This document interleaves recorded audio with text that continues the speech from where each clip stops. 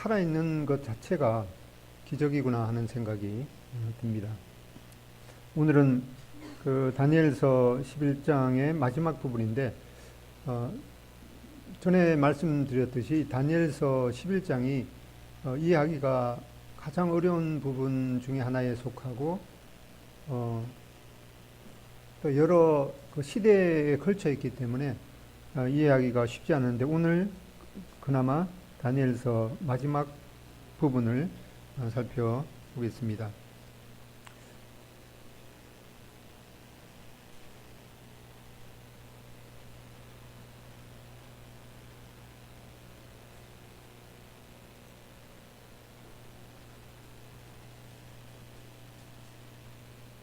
이게 왜 갑자기 왜 이러지?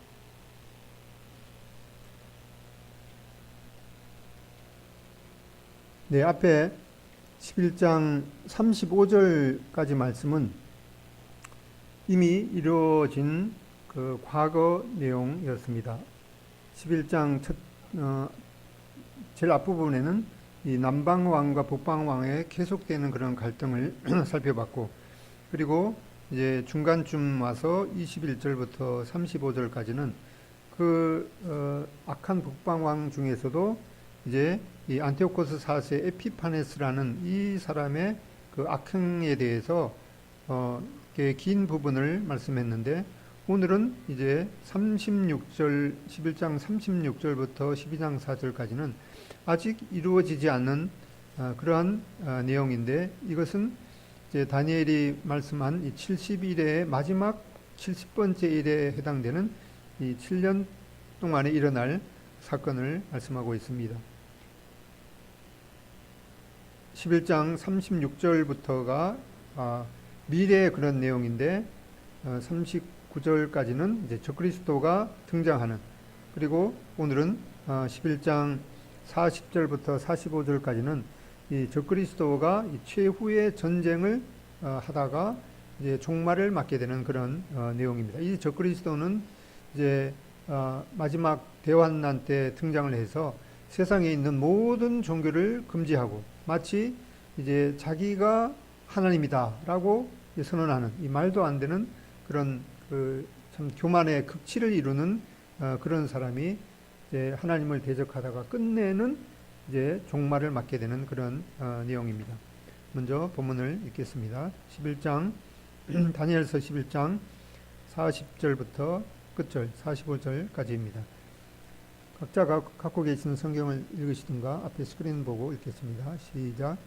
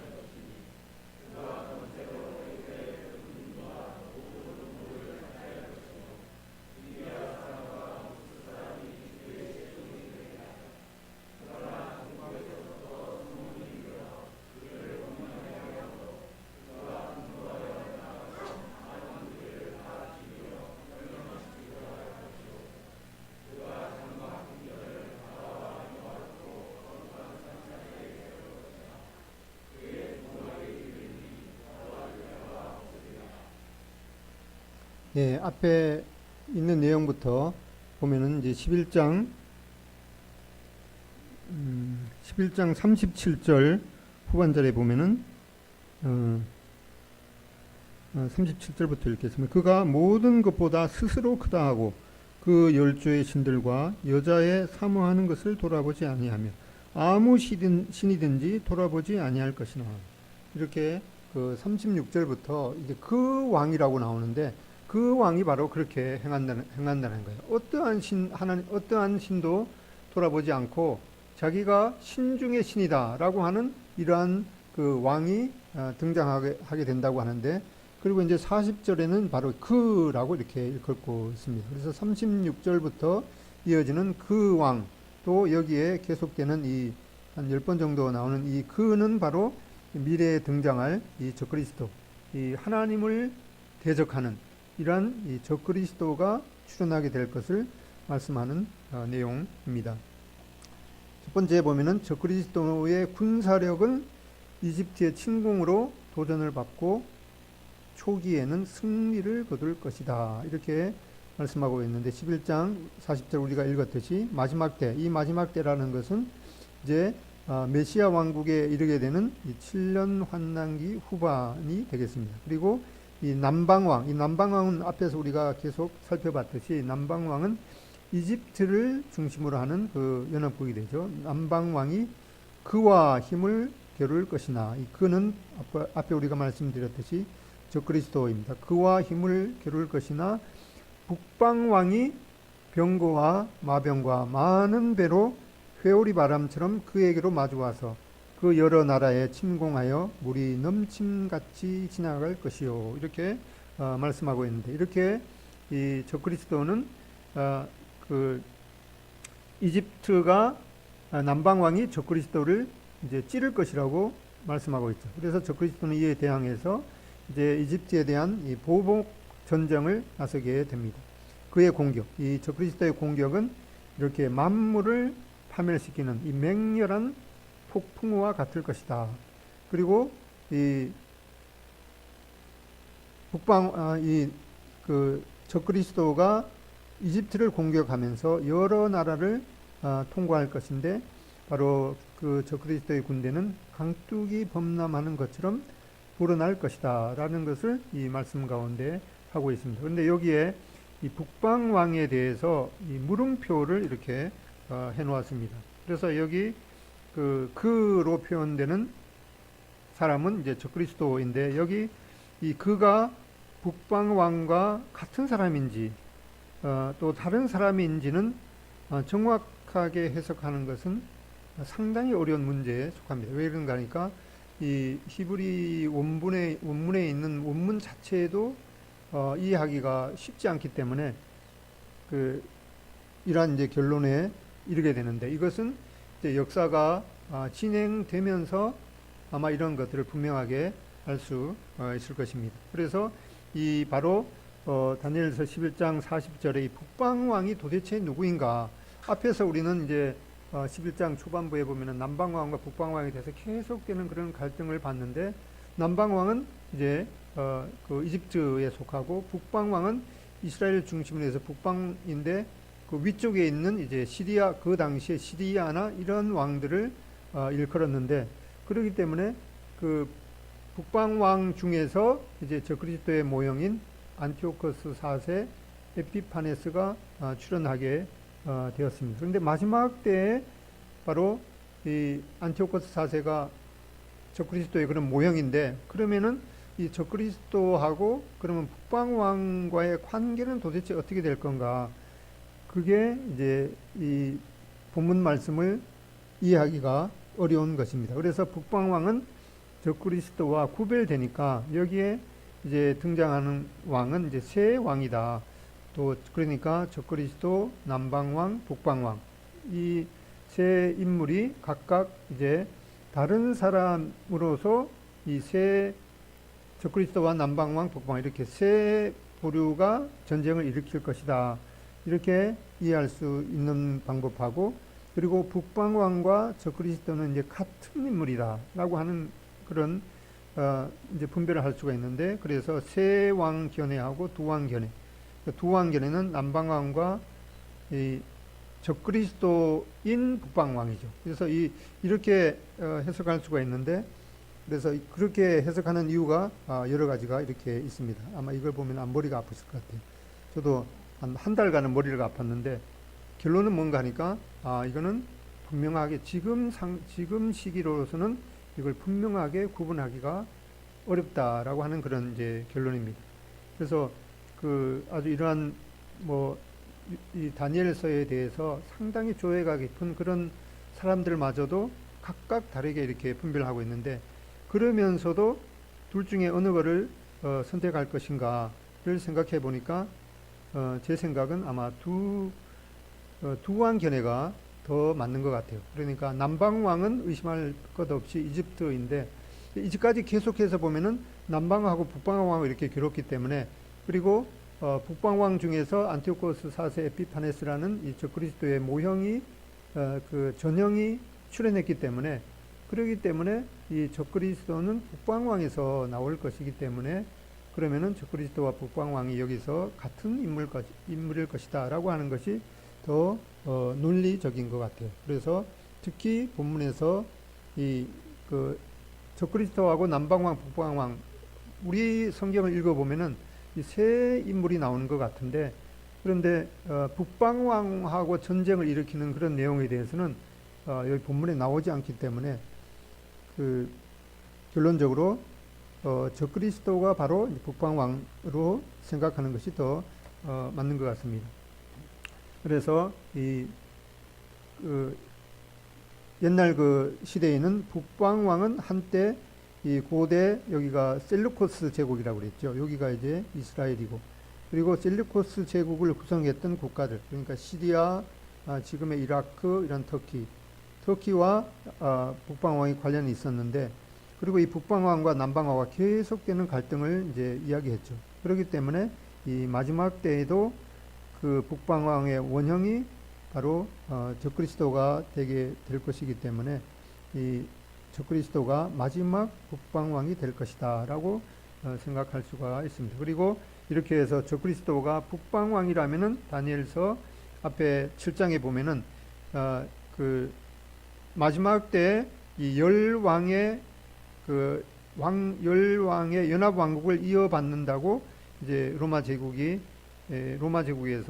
이제 적그리스도가 나온다고 앞에 7장에서 말씀하고 있기 때문에 그렇기 때문에 여기 이 분홍색 부분이 그 고대 로마 제국이었습니다. 그래서 이 로마 제국의 그 땅에서 적그리스도가 나온다고 앞에 7장에서 말씀하고 있기 때문에 그리고 이렇게 그 고대 이 셀루코스 제국도 로마의 그 영토이기 때문에 이렇게 그 적그리스도가 이 북방왕 가운데서 나올 것이라는 그런 계속되는 그 말씀의 그 흐름에 따라서 이렇게 생각할 수가 있겠습니다. 그 다음에 두 번째는 적그리스도는 이스라엘을 쳐들어와서 수많은 사람들을 죽이게 되며 특히 요르단 지역, 여기가 요르단 지역인데 암몬, 모압, 에돔 이렇게 요르단 지역은 화를 면할 것이다. 이 다니엘서 11장 41절 그가 또 영화로운 땅은 이스라엘이죠. 이스라엘에 들어갈 것이요 많은 나라를 패망하게 할 것이나 오직 에돔과 모압과 암몬 자손의 지도자들은 그의 손에서 벗어나리라. 그러니까 적그리스도가 이 이스라엘을 중심으로 해서 이제 북쪽에서 남방왕이 이제 찌르니까 이제 북방왕인 적그리스도가 대항을 하게 되는데 그러면서 여기 요르단 지역은 화를 면할 것이다. 이렇게 11장 41절에 말씀하고 있습니다. 즉 이제 중동 국가들과 이제 군사적인 충돌을 적그리스도 하게 되는데 이 적그리스도의 군대가 이스라엘 땅으로 들어가게 되면서 이는 멸망에 가증한 것이 거룩한 곳에 세워지는 것을 계기로 유대인들이 요르단 페트라 여기가 이제 페트라 계곡으로 피하는 그런 단서가 될 수가 있습니다. 앞에 우리가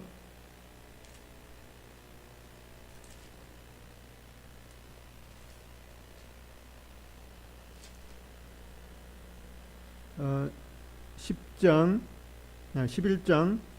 31절에 보면은 군대는 그의 편에 서서 성소 곧 견고한 곳을 더럽히며 매일 드리는 제사를 폐하며 멸망케 하는 미운 물건을 세울 것이며 여기에 나오는 이 내용은 이제 이 안티오코스 4세 에피파네스를 통해서 1차적으로 성취가 되는데 예수님께서 마태복음 24장에 말씀하기를 이제 그 거룩한 곳에 멸망에 가증한 것이 세워지거든 이스라엘 민족은 산으로 피하라 이렇게 말씀했기 때문에 이 최종적인 성취는 아직 미래일로 이렇게 말씀할 수가 있겠습니다.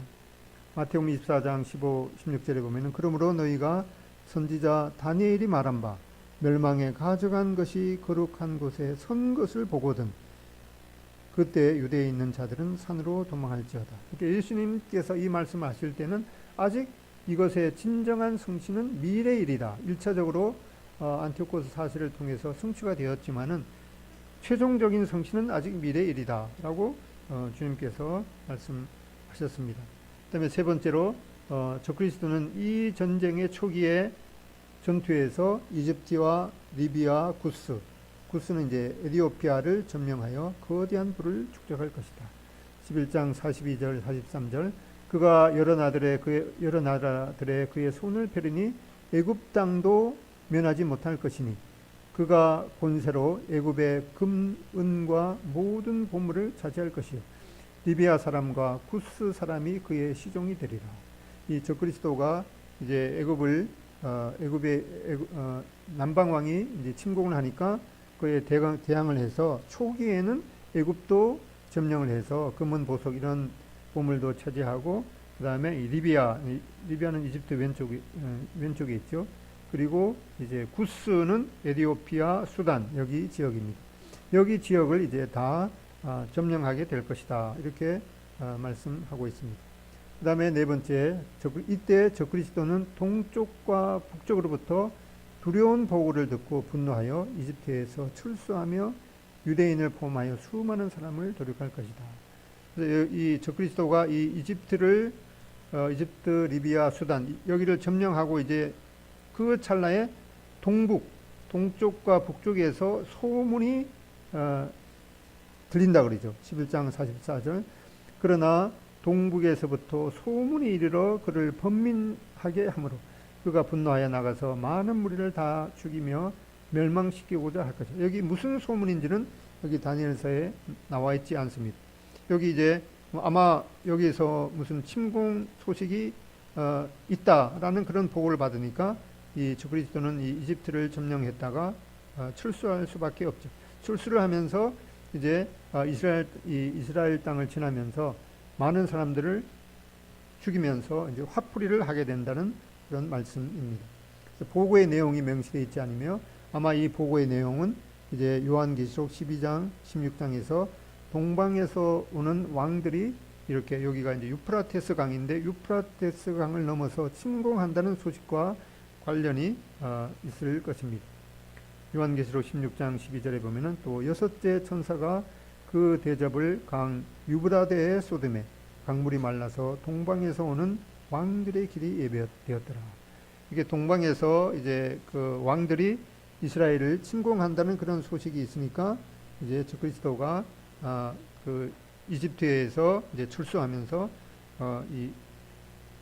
그 이스라엘 땅을 지나면서 많은 사람을 죽이는 그런 분풀이를 하게 된다는 그런 내용입니다. 그리고 다섯 번째, 적그리스도는 여기 바다, 우리 성경에는 바다와 되는데 여기가 원래는 복수로 되어 있어서 바다들과 시온산은 예루살렘이죠. 예루살렘의 사이인 무깃도에 지휘사령부를 설치할 것이다.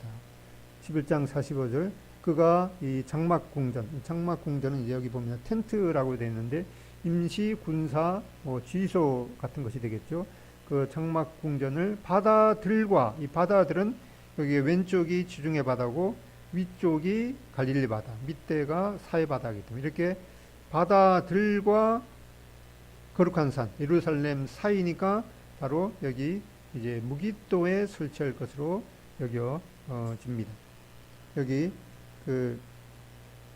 저도 지난번 그 이스라엘 성지 순례를 갈 때 여기 무깃도 언덕에 올라가 봤는데 그 앞에 이제 이스라엘 평야라고 있는데 바로 이스라엘 평야가 바로 여기 그 마지막 전쟁이 일어날 그런 장소입니다.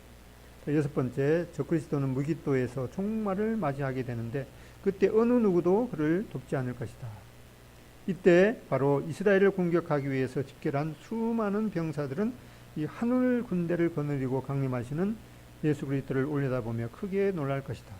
이 적그리스도와 이제 동북에서부터 동방에서 오는 왕들과 이렇게 전쟁을 하다가 갑자기 위를 쳐다보니까 이제 예수 그리스도께서 수많은 천사들과 함께 이제 강림하시니까 그 이제 적그리스도의 군대들은 그게 무슨 영문인지 모르고 그 예수 그리스도의 오심에 대해 오시는 그런 군대를 대적하다가 이제 그 종말을 맞이하게 된다는 그런 내용을 말씀하고 있습니다. 스가랴서 14장 1절로 4절 보면은 여호와의 날이 이르리라. 내가 이방 나라들을 모아 예루살렘과 싸우게 하리니 성읍이 함락되며 가옥이 약탈되며 부녀가 욕을 당하며 성읍 백성이 절반이나 사로잡혀 가려니와 남은 백성은 성읍에서 끊어지지 아니하리라. 그때 여호와께서 나가사 그 이방 나라들을 치시되 이방의 전쟁의 날에 싸우는 것 같이 하시리라. 그날에 그의 발이 예루살렘 앞 곧 동쪽 감람산에 서실 것이요. 이제 이 적그리스도는 다른 남방 왕과 이 동방에서 오는 그런 나라들과 전쟁을 하다가 바로 그때 이제 주님께서 감람산에 재림하시게 된다는 그런 말씀을 하고 있습니다. 이때 땅의 군대들은 이제 그들끼리의 싸움을 중단하고 이 하늘 군대를 저지하는 일에 힘을 모으지만은 요한계시록에 보면은 그리스도에서 입에서 나오는 이 검의 칼에 파멸당하고 적그리스도는 산채로 불못에 던져진다라고 말씀하고 있습니다.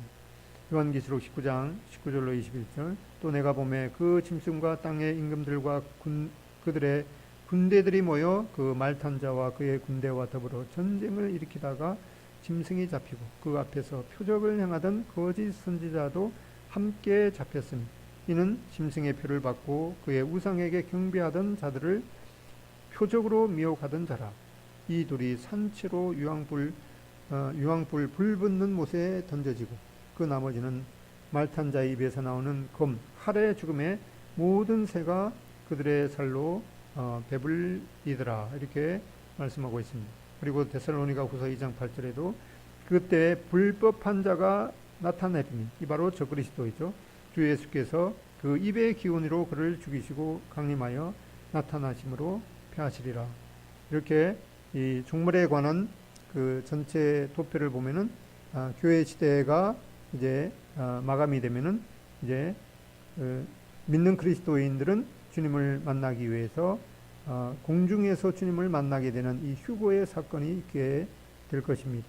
그리고 성도들은 이제 하늘에서 주님과 함께 있으며 이 땅에서는 이제 무시무시한 7년 환난기가 있는데 이 7년을 이제 전반 3년 반, 후 3년 반을 이렇게 나누어서 후 3년 반은 이 전에도 없고 후에도 없을 그런 아주 그 무시무시한 환난이 있을 것입니다. 그리고 이제 그 후 3년 반이 끝난 무렵에 주님께서 바로 이렇게 재림하시게 되는데 이 재림하시기 직전에 바로 지금 살펴봤던 이런 그 아모겟돈 전쟁을 통해서 그 적그리스도가 멸망을 당하게 될 것입니다. 그리고 주님께서 이 땅에 오셔서 이제 이 땅에서 1000년 동안 이 의로 통치하시게 될 것입니다. 그리고 이제 요한계시록 20장 8절에 보면은 곡과 마곡이 미혹을 이제 당해서 전쟁을 일으킨다라고 하는 간단한 내용이 나와 있는데 그 내용이 에스겔서 38장에 있는 것과 똑같은 사건인지 아닌지는 이것 역시 이제 그 시기가 여기도 화살표를 보면은 이제 에스겔서 38장 사건이 끝무렵에 있는 그 요한계시록 사건과 똑같은 사건일 것이다. 아니다. 뭐 이렇게 하는 그 여러 가지 이런 그 분별이 있는데 이것도 이제 역사가 좀 진행되는 것을 통해서 밝히 드러날 것입니다. 그러니까 성경에는 어떠한 예언의 내용은 그 이야기가 지금은 이제 그런 그 예언의 해석이 완전히 이제 열리지 않은 거죠. 이제 모르는 것은 모른다고 이렇게 남겨두는 것이 가장 좋은 것 같고 괜히 억지로 해석하다가 멸망을 자초하는 그런 경우가 있다고 주님께서도 경고하십니다. 이렇게 이 다니엘서 11장이 주는 교훈을 보면은 다니엘서 전체에서 적그리스도가 여러 모습으로 제시되었습니다. 첫 번째는 그 다니엘서 7장의 이 넷째 짐승의 이 작은 뿔로 바로 이 옛 로마 판도에서 이 마지막 왕으로 등장할 거다라고 하는 그런 걸로 제시되었고, 그 다음에 그런 이 전형으로서 아주 비열한 북방왕 안티오코스 4세 에피파네스라고 하는 인물로 예표가 되었는데, 그가 역시 멸망케 할 미운 물건을 세웠습니다. 그런데 이러한 최종적인 그런 그 성취는 바로 이 적그리스도를 통해서 그 예루살렘 성전에 그 자신의 우상을 세우는, 멸망케 할 미운 물건을 세우게 되는 그런 최종적인 성취는 아직 미래일로 남아 있습니다. 그리고 지금 살펴봤던 다니엘서 11장 이후에 바로 그 왕 또는 그로 제시가 되었습니다. 그리고 이렇게 다니엘서 11장은 이 하나님의 심판이 그 바로 적그리스도, 이 자기가 하나님과 오히려 하나님보다 더 높은 그런 인물로 교만의 극치를 나타내게 될 때 하나님의 심판이 그 임해서 적그리스도가 이 종말을 고하게 될 것입니다. 앞에 다니엘서 7장에서도 보면은 작은 뿔이 바로 그의 그 하나님의 왕국을 세우기 위해서 그리스도께서 오실 때 심판을 받을 것이라고 분명히 말씀했습니다. 그리고 데살로니가후서 2장에도 이 불법의 사람이 바로 적그리스도의 강림으로 말미암아 멸망당할 것이다. 그리고 요한계시록 19장에도 이제 그리스도께서 재림하실 때 짐승, 바로 이 적그리스도가 붙잡혀서 불못에 던져지게 될 것이다 라고 분명하게 말씀하셨습니다. 그래서 이 다니엘서 이 11장에 대해서 우리가 여러 차례 살펴봤는데, 이 다니엘서 11장 한 장을 보더라도 이것은 이 오죽하면은 이 예언 형태로 되어 있는 이 다니엘서 11장이 그 말씀 그대로 이 135개 항목이나 그대로 성취되었기 때문에 어떻게 그럴 수가 있느냐. 이거는 분명히 이런 모든 사건이 일어난 다음에 기록했을 것이다 라고 하는 그런 이제 말도 안 되는 그런 생각을 하게 되는데, 왜 그런가 하니까 이 성경의 예언의 형태로 되는 이 말씀이 한두 구절도 아니고 135개의 항에 대해서 말씀 그대로 성취가 됐기 때문에 이 역사는 하나님의 말씀대로 이루어질 것입니다. 그리고 하나님께서는 이 먼 미래의 일도 바로 오늘 일어나는 것처럼 이렇게 아시기 때문에 하나님의 이 전지전능하심을 우리가 알게 될 것입니다. 이렇게 성경에 있는 모든 말씀이 말씀 그대로 성취가 되기 때문에 우리의 구원과 승리의 약속이 분명하게 성취될 것입니다. 또 이 놀라운 예언들 중에 이 135개 항목이 말씀 그대로 성취가 되었기 때문에 나머지 아직 미래일로 남아있는 모든 예언의 말씀도 1.1획도 어김없이 성취가 될 것입니다. 그렇기 때문에 성경의 모든 말씀은 이 완전한 진리임을 우리가 믿을 수 있겠습니다. 또한 이 세상의 이 불경건한 왕국은 끝내는 종말을 맞이하게 되며, 우리가 크고 작은 그런 시련을 통해서 우리는 정결하게 되며 궁극적으로 하나님의 백성이 최종적으로 구원받을 것임을 우리는 확신할 수가 있겠습니다. 그리고 이러한 아마겟돈 전쟁에 대해서 이제 점진적으로 요한계시록에 좀 더 자세하게 말씀하고 있습니다. 다니엘서 11장 44절에 보면은 그러나 동북에서부터 소문이 이르러 그를 범인하게 하므로 그가 분노하여 나가서 많은 무리를 다 죽이고 멸망하고자 할 것이요. 여기 다니엘서 11장 44절에 동북에서의 소문이 무엇인지는 이 다니엘서 11장에 구체적으로 게시가 되지 않았지만은 이제 하나님의 말씀은 이제 점차적으로 좀 더 자세하게 이제 요한계시록 그 9장에서부터 말씀하고 있습니다. 여기에 요한계시록 9장 13절에 여섯째 천사가 나팔을 불 때, 바로 14절에 큰 강 유브라데에 결박한 네 천사를 놓아주라 라고 하는 그런 이제 유브라데 그 강을 이제 결박하고 있던 이 천사를 놓아주라고 하니까 이제 이러한 그 일이 이제 일어나게 됩니다. 그래서 이렇게 여섯 번째 나팔이 울릴 때 세계 군대들이 집결하게 되는 이제 첫 움직임을 알리고 나서 16장에 보면은 이제 그 12절에 16장 12절 또 여섯째 천사가 그 대접을 큰 강 유브라데의 쏟음에 강물이 말라서 동방에서 오는 왕들의 길이 예비되었더라. 이 다니엘서 11장 44절에 있는 이 동북에서부터 오는 이 소문이 바로 이렇게 동방에서 오는 이 왕들이 이스라엘을 침공한다라고 하는 그런 그 소식이 바로 동북에서부터 오는 소문인 거죠. 그렇게 해서 13절 또 내가 보매 개구리 같은 새 더러운 영이 용의 입과 짐승의 입과 거짓 선지자 입에서 나오니 그들은 귀신의 영이라 이적을 향하여 온 천하 왕들에게 가서 하나님 곧 전능하신 이의 큰 날에 있을 전쟁을 위하여 그들을 모으더라. 보라 내가 도둑같이 오리니 누구든지 깨어 자기 옷을 지켜 벌거벗고 다니지 아니하며 자기의 부끄러움을 보이지 아니하는 자는 복이 있도다. 하고 이 새 영이 히브리어로 아마겟돈이라고 하는 곳으로 왕들을 모으더라. 이렇게 이 북방에서부터 오는 소문이 바로 그 동북에서부터 오는 소문이 바로 이러한 내용임을 말씀하고 있습니다.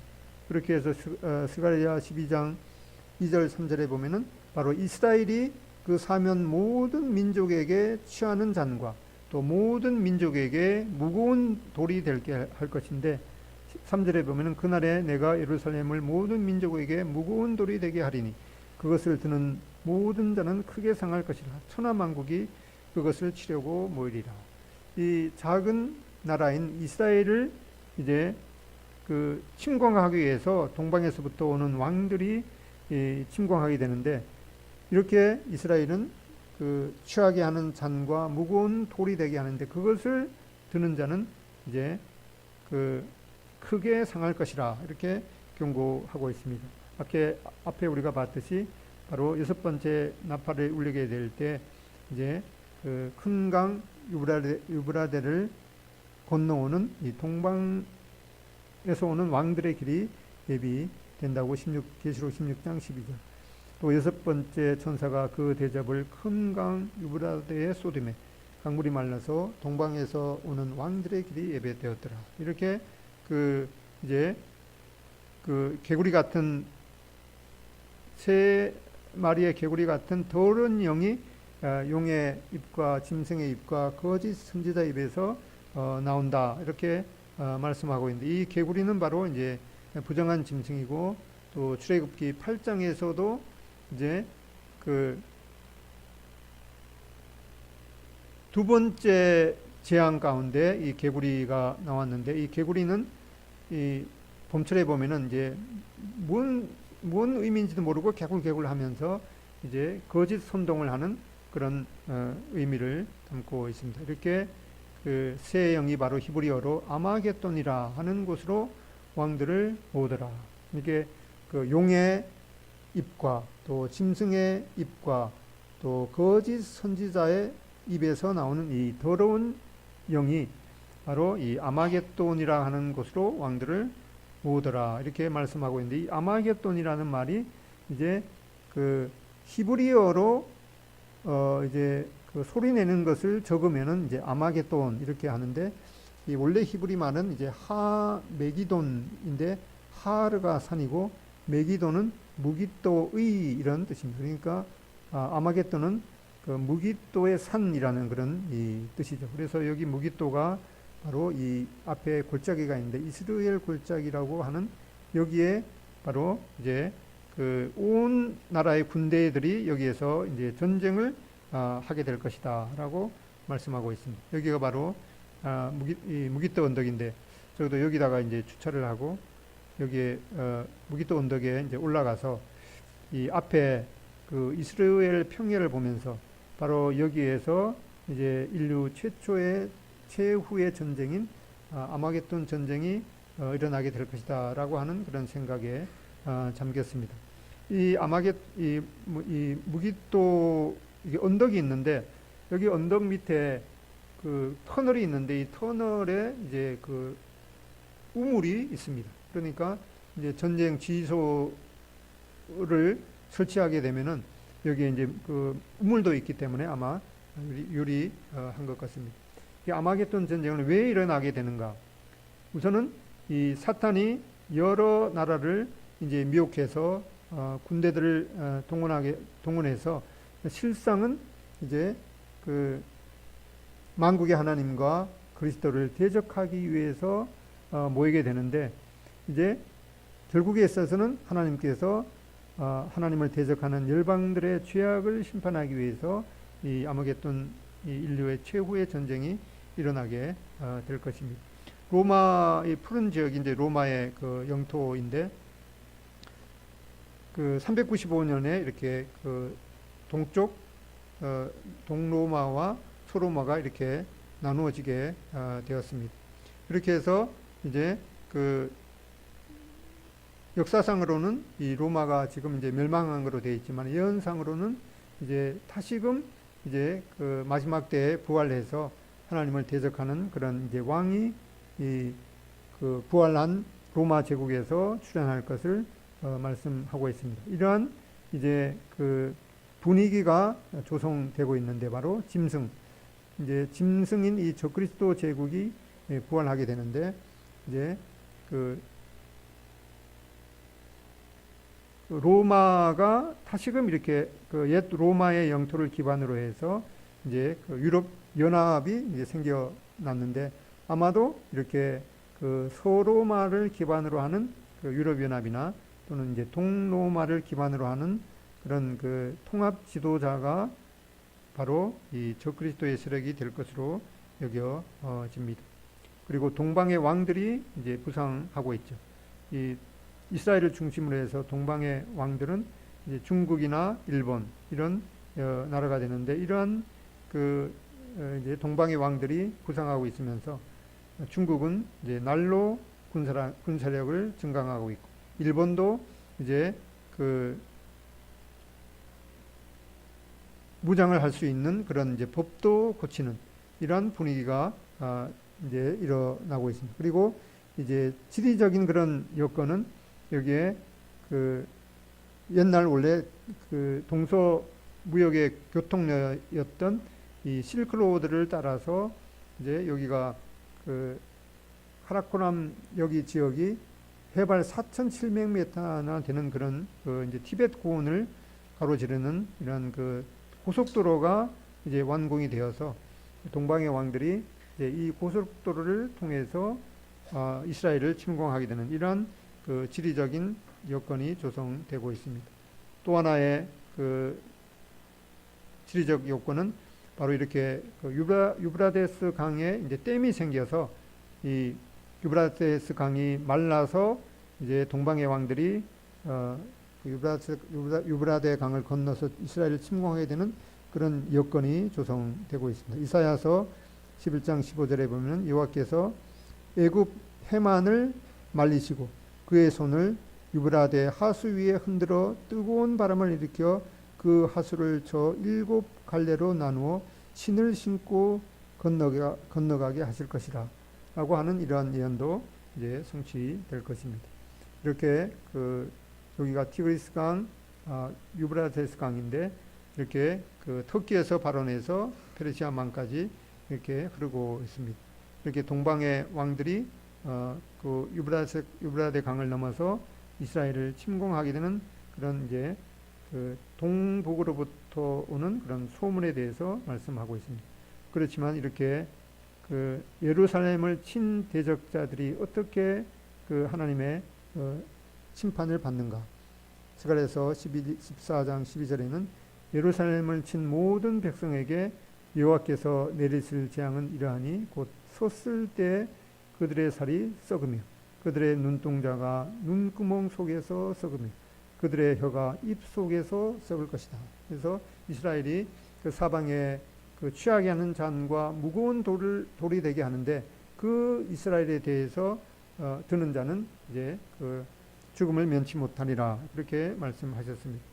그런데 이러한 모든 전쟁이 바로 주님의 지상 재림으로 종식되는 것을 말씀하고 있습니다.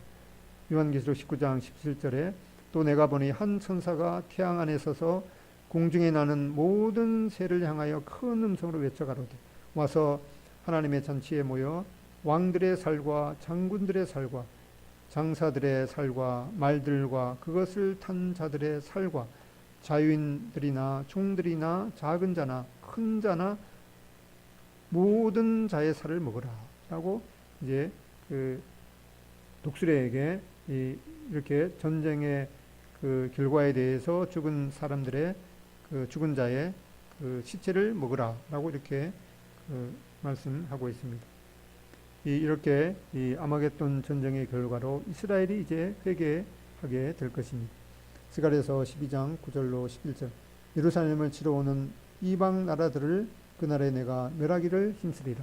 내가 다윗의 집과 예루살렘 주민에게 은총과 간구하는 심령을 부어주리니 그들이 그 찌른 바 그를 바라보고 그를 위하여 애통하기를 독자를 위하여 애통하듯 하며 그를 위하여 통곡하기를 장자를 위하여 통곡하듯 하리로다.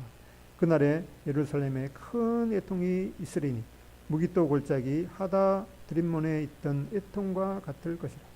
이렇게 이제 이러한 그 환난을 통해서 이스라엘 민족은 하나님께서 예비하신 바로 그 그리스도를 자기의 조상들이 십자가에 못 박은 그런 죄를 생각하면서 아니 어떻게 하나님을 열심으로 믿는 그러한 사람들이 그 하나님께서 보내신 이 그리스도를 십자가에 못 박을 수가 있는가라고 하는 그런 이 말도 안 되는 그런 생각을 하면서 그들이 그 찌른 바 그를 보고 애통하기를 이 장자를 위하여 통곡하듯 하리로다.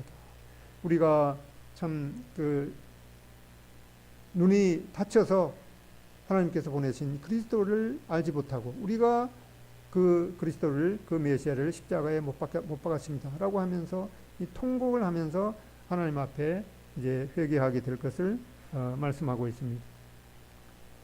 이 그 사진은 이제 그 그리스도의 순환이라고 하는 패션 오브 크라이스트의 거기에 장면인데 여기 손에 보면은 이제 예수님께서 손에 못자국을 갖고 계십니다. 주님께서 이 십자가에 못 박히시고 사흘 만에 부활하셨을 때 그 손에 못자국과 창에 옆구리에 창자국을 그대로 있는 채로 부활하셨습니다. 그래서 사람들이 멜 깁슨 감독에게 물었습니다. 이 이스라엘 민족이 정녕 그리스도를 십자가에 못 박았습니까? 이렇게 물었을 때 멜 깁슨 감독은 아니요 이렇게 말했는데 뭐라고 했는가? 그들의 죄도 죄이지만은 바로 내 죄가 그리스도를 십자가에 못 박았습니다. 그리스도께서 손에 난 그 상처는 바로 나의 죄 때문입니다. 라고 이렇게 고백했다고 그럽니다. 이스라엘 민족도 그들이 이제 재림하시는 그 손에 못자국과 옆구리에 창자국을 가진 그 예수님을 보면서 그들이 하나님 앞에 대성통곡을 하면서 회개했습니다. 우리도 이 손에 못자국을 갖고 계시는 이 예수님을 믿음의 눈으로 바라보면서 예수님의 손에 있는 바로 못자국은 바로 나의 죄 때문에 십자가에서 주님께서 돌아가셨구나. 그리고 이제 살아나셔서 이제 그 주님을 나의 구세주, 나의 주님으로 영접하는 자마다 하나님께서는 그 사람을 하나님의 의로 여기신다고 말씀하셨습니다. 그렇기 때문에 로마서 4장 마지막 절에 보면은 예수께서는 우리의 범죄함을 위하여 내줌이 되고 또한 우리를 의롭다 하기 위해서 살아나셨느니라 라고 말씀하셨습니다. 그래서 우리는 이 하늘나라에 가서 늘 주님의 모습을 배울 때 주님의 손에 못자국과 옆구리에 이 창자국, 부활하신 주님도 여전히 그런 상처를 갖고 계신다고 말씀하셨기 때문에 주님의 손에 못자국을 볼 때마다 주님께서 바로 나의 죄 때문에 저렇게 고통을 당하셨고 이제 살아나셔서 우리의 영원한 구주요 주님이 되셨구나 라고 하는 그 믿음을 우리는 영원토록 잊지 말아야 될 것입니다. 그래서 이러한 다니엘서 11장을 보면서 모든 역사의 주관자이신 주께 우리는 영광을 돌려 드려야겠습니다. History is His story. 역사는 바로 하나님의 이야기인 것을 말씀하고 있습니다. 사무엘상 17장 47절 또 여호와의 구원하심이 칼과 창에 있지 아니함을 이 무리에게 알게 하리라.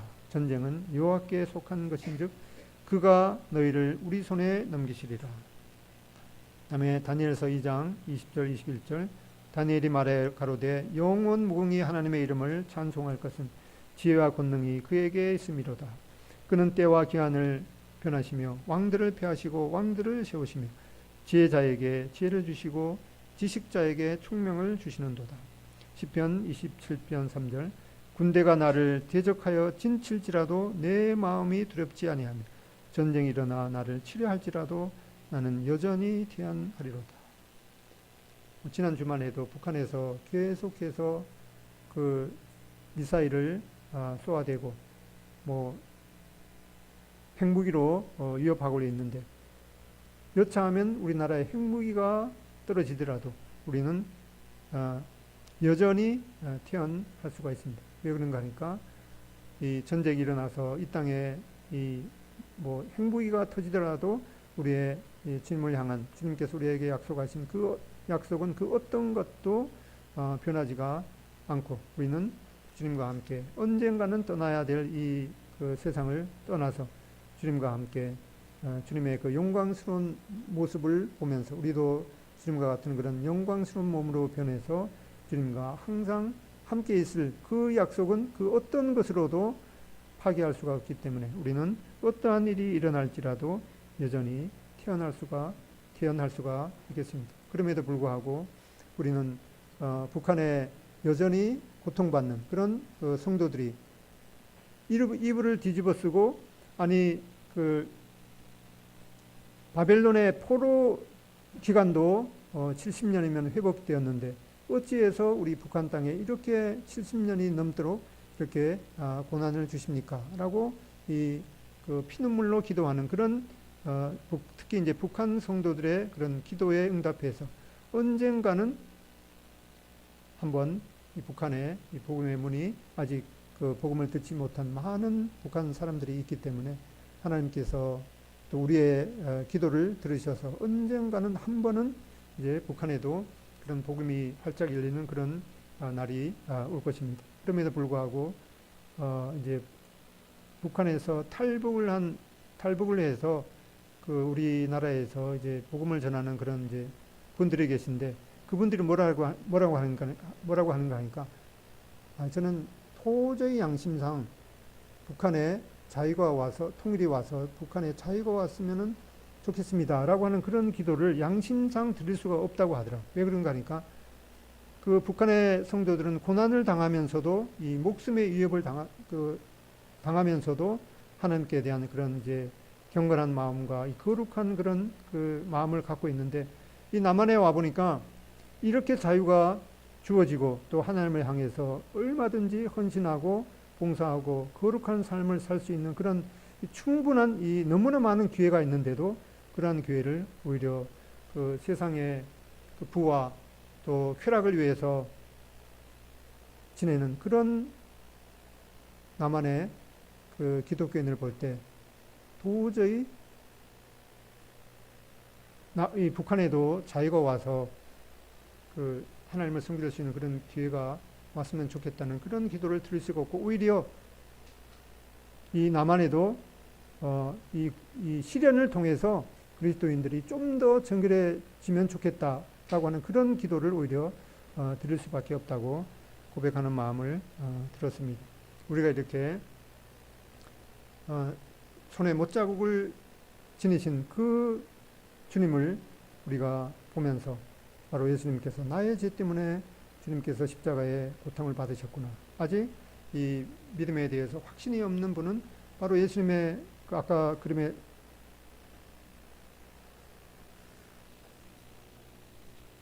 그림에도 보이듯이 주님의 그 손에 못자국은 바로 나의 죄 때문에 주님께서 저렇게 되셨구나. 그리고 내가 그런 주님을 향해서 주님께서 손에 못자국이 못자국을 갖고 계신 것은 바로 나의 죄 때문에 그렇게 하셨습니다. 그리고 다시 살아나셔서 이제 나의 구세주, 나의 주님이 되십니다. 라고 이렇게 고백을 하면은 지난주에 그 도저히 살아나올 가망이 없는 그런 막장에서 10일 동안 있다가 살아나온 그런 기적에 비할 것이 없이 영원한 멸망에서 영원한 천국으로 옮기게 되는 그런 비교할 수 없는 기적이 임할 것입니다. 그리고 이러한 기적을 위해서 우리 아직도 믿지 않는 우리 가족, 친구, 친척을 위해서 기도하는 그런 마음을 가지면 좋겠습니다. 기도하고 마치겠습니다.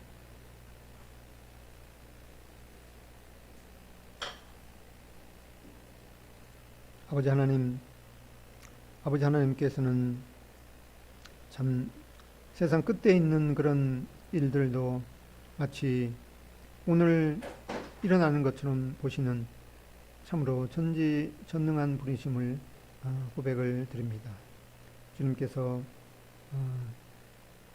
참 저희들을 위해서 십자가의 그 고난을 당하셔서 손에 그 못자국의 흔적을 지니신 채로 부활하셔서 저희들을 위해서 초소를 예비하시고 이제 완성이 되면 저희를 다시 데리러 오신다는 그 놀라운 약속을 인해서 감사드립니다.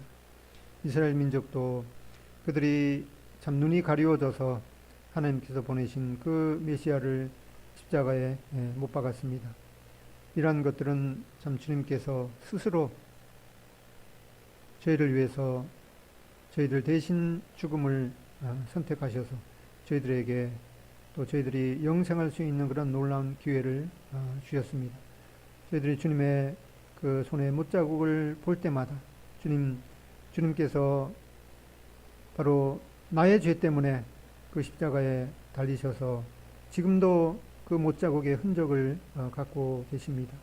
그리고 주님께서 하나님의 능력으로 부활하셔서 이제 주님을 구주와 주님으로 믿는 우리 모두에게 하나님의 자녀가 되는 놀라운 특권을 주시고 저희들을 의롭다 일컬어 주심을 생각할 때 감사를 드립니다. 이 참 놀라운 소식을 저희들이 담대하게 또 증거할 수 있는 그런 마음들을 계속해서 주시기를 기도드립니다.